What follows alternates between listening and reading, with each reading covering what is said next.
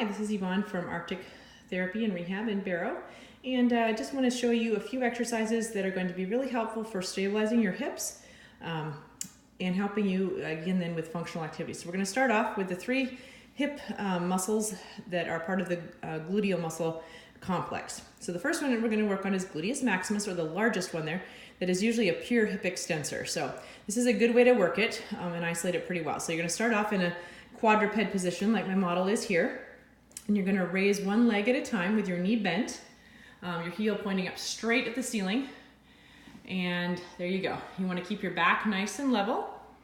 You want to keep an axis through your hip joints that's parallel to the floor. You don't want that hip popping up too high or too low. So these muscles here in your back should stay very still and level. You're really isolating the glute muscle here.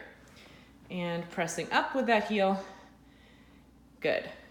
Okay, you can start off with 6 to 10 of these, switch to the other side, and build up to hopefully being able to do 30 to 45 of each. Not all in one set maybe, but you can do 10, take a break and do 10, and build up as you get stronger.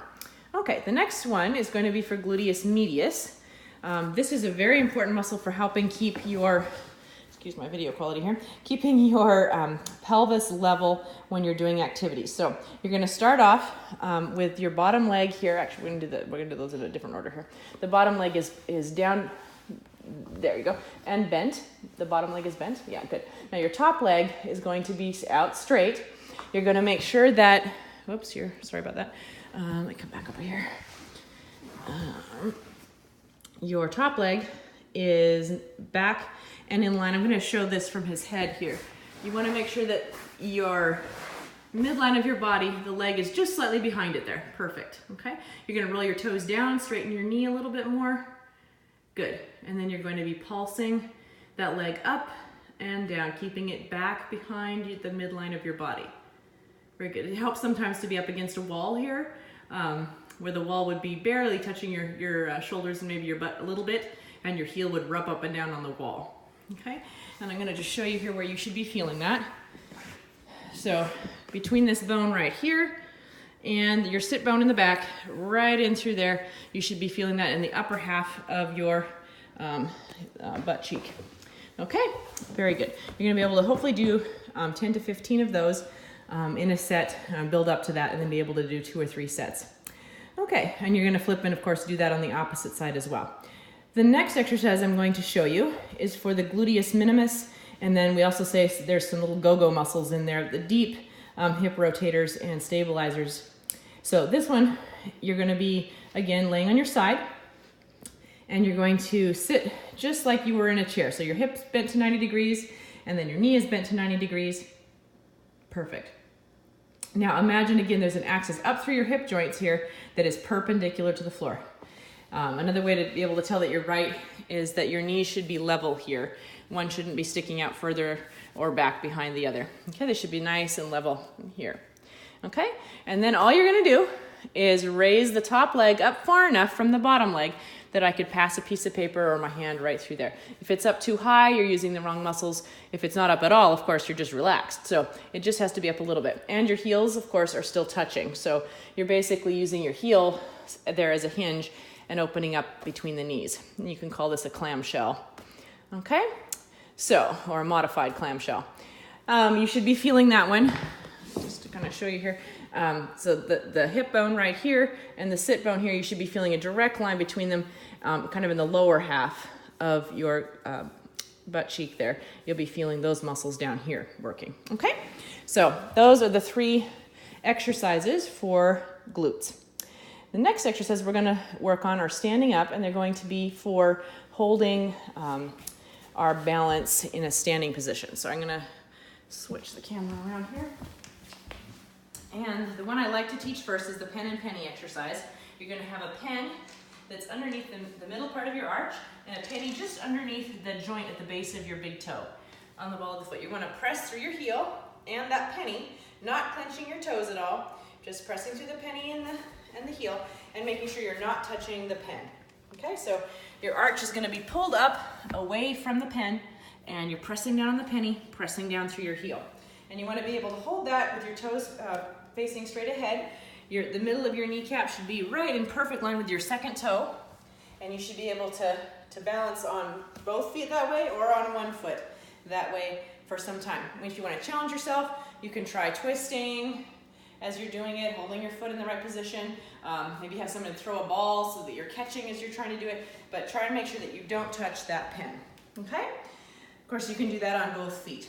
And as you get stronger and stronger with that, it'll become easier and easier to hold your foot in the correct position. So this exercise is for tibialis posterior, and that's one of the muscles that really supports the inner part of the arch. So you should feel that muscle deep, deep in your calf, behind your shin bones here, back in here. Okay? So once you've sort of mastered how that feels, you can move it to a more advanced situation where you're like on a cushion or some thick carpet. Here I'm using stability trainers. So again, you're pulling up your arch there, making sure that your knees are a little bit soft. You don't want to lock them out. You want to have them a little bit bent. And the middle of your kneecap should again be right over your second toe, and your knee should be right under your hip joints as you're trying to balance and do that. The way to make this a little more challenging then is to try to stand on one foot at a time. So you'd want to switch, stand up, bringing one leg up there, and you could balance like that, try to hold that as long as you can. Make sure that you're not wobbling from side to side. You don't want to be leaning this way or bringing that hip up too high, the opposite hip. You don't want to be dropping it down too low. You want to imagine that there is an axis through your hips here that is parallel to the floor. Okay, so that's really stable. And you can practice holding that longer and longer. And of course, you're going to want to do it on both sides, so you can practice on the other side as well. Okay. Another exercise that's really good for your quads, a specific part of your quads called the VMO. It's just the inner part of this lower part of your quadriceps muscle. It's very important for holding your kneecap in the correct position. So a lot of people who have some weaknesses in the other muscles that we've just strengthened also have weaknesses in this muscle. So the easiest way to train that one is when you're standing with your knees up real straight, your kneecap can wobble all over the place. As soon as you bend just a little bit, you can no longer move that kneecap anymore. And that's because this muscle has kicked in. Okay, so it's just a tiny little squat. You're maybe bending about 10 degrees of your knee. And you can just hold that. You can try one leg at a time to do this too, and it will help to strengthen this inner part of your quad. You can kind of feel how it plumps out just a little bit as you do this exercise, okay? So once you've really strengthened all of those exercises and they're getting easy for you, you're gonna want to advance that exercise to standing on one leg, like we showed you, and you're gonna want to try doing things like hopping, right? So first you're gonna try jumping with both feet, and then as you land, you're gonna want to land quietly. So I'm gonna show you on a regular floor. When you jump up, you're gonna want to land pretty quietly, not good, none of that, okay? You're gonna want to land quietly on the balls of your feet, and as you're coming down, you want to make sure that your knees aren't wobbling around anywhere, that your kneecap, again, is staying right over your second toe and right under your hips. So if you let your arches collapse in, you're gonna have your knees doing this number. Yeah, not good, right? If you're not landing balanced and you're letting your knees go out the other side, which is a little more rare, that's also a problem. But you want to land quietly as possible and with good control of your knees. This is especially important for girls in sports because we often don't have good control when we're landing, and that's what leads to a lot of ACL injuries and such. So make sure your feet aren't landing like this and you're landing nice and straight and tall, okay? When you're doing it on something soft, of course, you can do that with a little bit more energy, okay? So there's the jumping. Then you want to switch when that's getting easy, and you make sure that you're doing it maybe in front of a mirror so that you can make sure that your knees are not coming in at all, or someone's watching you and they can tell you that you're keeping your legs straight. You can start to advance to doing it on one leg, okay? So you're jumping and trying to land quietly with the knee right over the second toe is kind of your landmark there because it's right about the middle of your foot, and you want to make sure the middle of your kneecap is in line with that, and your hip as you're landing. You're not landing like this or anything like that. You're really landing and sticking that land, okay? Not letting it wobble quite as much as I just did there. So let's try it on the hard floor too. So you're landing quietly and the knee isn't wobbling too much, okay? So you can take that and make it more advanced by getting on one foot and then hopping over a distance, okay? If you have one leg that tends to be weaker than the other, before you go back into sports, you want to make sure that you can hop 3 hops on both legs and be about the same distance as you would be able to do if you did the best 3 hops you could on your good leg. Okay, so you want to have them be the same. the other thing you want to be able to do is hop as fast. So if someone could time you down your hall at home or whatever, you want to be able to hop the same distance as fast on your weaker leg as you can on your injured leg as you can on your good leg. You want to have that symmetrical and just as strong before you try to return to sports. Okay, so when you're done with all these exercises, you're going to want to stretch out, excuse me. So here's the stretches. So you're going to be laying down for the pure form of stretches. So some of the ones that you just worked in your hips, you're going to want to stretch. So you're going to have both knees bent. You're going to cross the ankle of one over the opposite, grab the leg, and then pull up and really stretch through those glute muscles and piriformis a little bit too. That's one stretch. You can hold that for 20 to 30 seconds and repeat it 2 to 3 times. And then the other side, again, crossing the leg over the other side. Good. The other one is where you have the other leg down and you have your your opposite arm is extended, and then you're bringing that knee across. So you don't want to twist your back too much to do that. You really want to feel that you're keeping your hips close to the floor, and you're just really feeling that stretch in the back of the butt cheek there, and the glutes. Like that.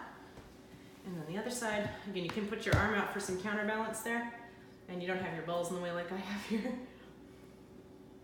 Good. Excellent. So those stretches.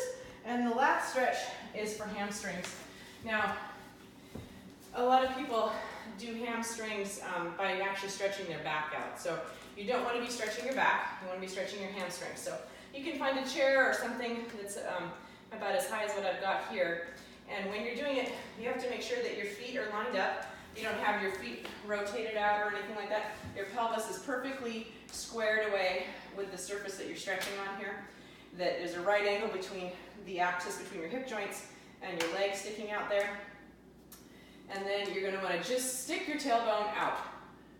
Okay? And you should feel that right there. As soon as you start to bend forward to try to say touch your toes or something, that's not stretching your hamstring anymore. Okay? You're stretching your back. So you really want to just go as far as you can without your back getting involved at all. All that movement is happening at your hip, and you should feel a very strong stretch, if you're tight like I am anyway, in your hamstrings here. Okay?